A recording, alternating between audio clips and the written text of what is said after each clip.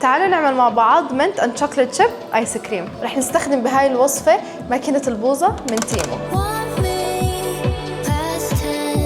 بدنا نحطها بالفريزر قبل الاستخدام.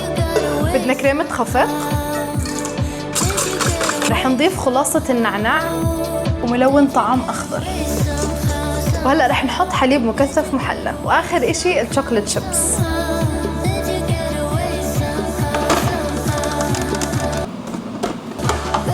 طلعناها من الفريزر، وهلأ رح أدير الخليط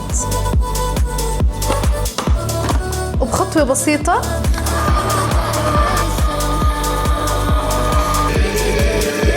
وهلأ بعد ساعة رح نسكبها، رح نستخدم هدول العلب اللي بيجوا معها.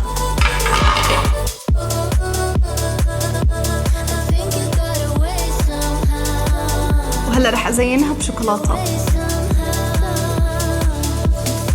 وهلأ بدنا ندوق، شوفوا قوامهم أحلى.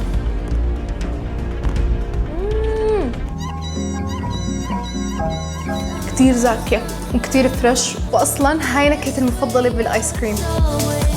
تقدروا تشتروا هاي القالب ب$0 من تيمو إذا بتستخدموا هذا الكود، والوصفة رح أحط لكم إياها تحت الفيديو.